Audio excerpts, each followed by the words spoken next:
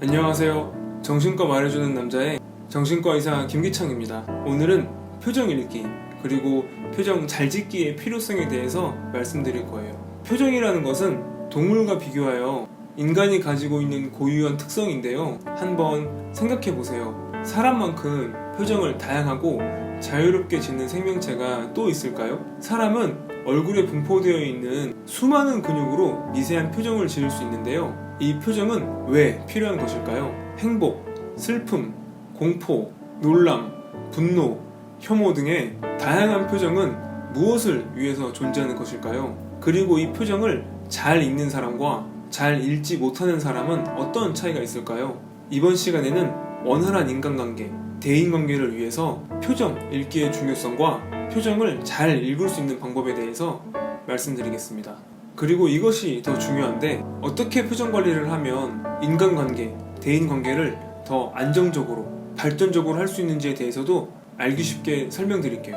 약간 내용이 어려울 수도 있지만 차근차근 끝까지 들어보시면 앞으로 어떤 누구를 처음 만나거나 인간관계를 개선할 때 많은 도움이 되실 겁니다. 영상 시청 후에 궁금한 점 있으시면 댓글 달아주세요. 영상 내용이 유익했다면 구독과 좋아요도 부탁드리겠습니다. 그럼 시작할게요.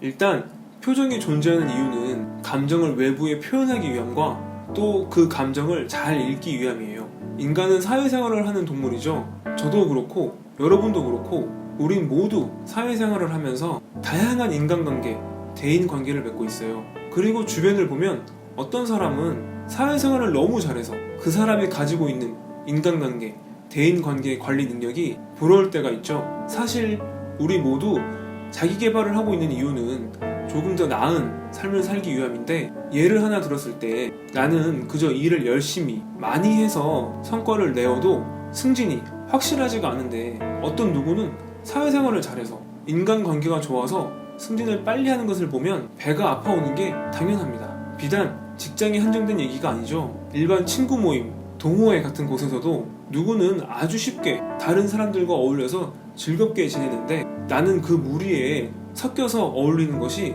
어딘지 모르게 불편하고 어려워서 자꾸 겉돌 수 있어요. 그리고 이런 일이 자꾸 발생하면 제가 전에 설명해드리는 것처럼 인지 오류가 발생해서 보통 다른 사람들은 날 별로 좋아하지 않는 것 같아 라며 자존감이 저하될 수 있죠. 심하게는 우울증, 대인기피증, 대인공포증과 같은 상황이 초래될 수 있습니다. 인간관계, 대인관계를 잘하는 것에는 다른 여러 가지가 필요하지만 표정 관리, 표정 읽기를 잘하는 것이 사실 매우 중요합니다. 미국의 심리학자 에크먼은 국가나 문화와 관계없이 사람이라면 공통적으로 가지고 있는 표정 6가지에 대해 말했는데요. 그 6가지는 순서대로 행복, 슬픔, 공포, 놀람, 분노, 혐오입니다. 긍정적인 감정 1가지, 부정적인 감정 5가지죠.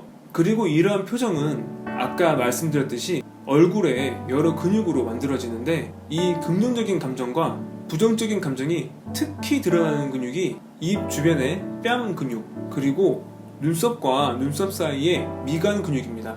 뺨 근육은 긍정적인 감정, 즉 행복, 만족, 사랑 등에 주로 움직이고, 눈썹과 눈썹 사이 미간 근육은 슬픔, 공포, 놀람, 분노, 혐오 등의 부정적인 감정에 주로 움직여요. 그래서 다른 사람의 표정을 알고자 할 때 이 두 부위에 주목하면 감정 상태를 파악하는데 많은 도움이 됩니다. 표정 읽기를 잘하는 분들은 그렇지 않은 분들보다 실수를 할 확률이 적고 상대가 원하는 방향으로 말하고 행동할 수 있기 때문에 인간관계 형성 유지에 더 좋은 점수를 받아요. 그리고 이는 곧 승진, 인기, 사랑 등 실질적인 혜택으로 이어지고요. 여러분들 중에서 평소에 다른 사람의 감정을 파악하는데 어려움을 느꼈거나 뭔가 다른 사람에게 자꾸 상처를 주거나 아니면 인간관계에서 다소 실수하는 일이 잦았다면 앞으로는 상대방의 미간, 뺨에 주목해서 대화를 하는 것이 인간관계 개선하는데 매우 도움이 됩니다. 대화를 나누는 동안에 상대방의 입꼬리가 올라간다면 더욱 좋고, 그렇지 않다면 최소한 상대방의 미간에 주름이 생기는 일은 없어야겠습니다. 또한 상대방이 부정적인 감정 표현을 하고 있을 때 재빨리 파악해서 따스한 말 한마디를 건넨다면 그것만으로도 상대방은 여러분에게 엄청 고마워하고 감사할 것입니다. 만약 양쪽 뺨을 동시에 보는 것이 어렵다면 상대방의 얼굴 중에서 왼쪽 얼굴을 주목하는 것이 더 도움이 됩니다. 왜냐하면 사람의 본심은 왼쪽 얼굴에 더 강하게 나타나기 때문입니다. 지금까지가 표정을 잘 읽는 방법에 대한 내용이었고요. 이제 표정을 잘 짓는 것으로 어떻게 다른 사람에게 호감을 줄 수 있는지에 대해서 말씀드리겠습니다. 다른 사람에게 좋은 인상을 주고 싶을 때 의도적으로 뺨 근육을 긴장시켜서 말해보세요.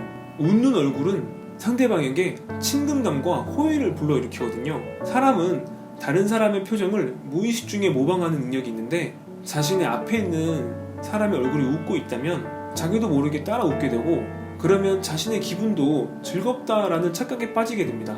이것을 정신과적 용어로 정서전이라고 하는데요. 정서전이는 어떤 이유 없이 본인 앞에 있는 누군가의 감정을 따라하는 것입니다.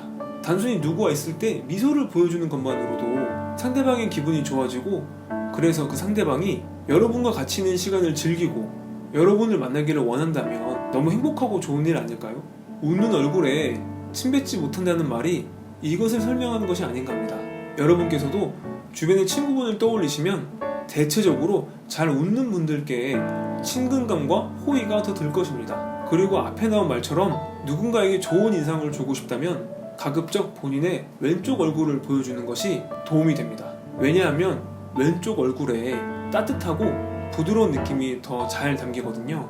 저도 제 얼굴 중에서 왼쪽 얼굴이 더 따뜻하고 부드러운 느낌이 든다고 생각하는데 여러분은 어떠신지 궁금하네요. 만약 웃는 표정을 짓는 것이 어색하고 다소 부끄럽다면 그냥 입가에 긴장을 푼다 라고 생각하는 것이 도움이 됩니다.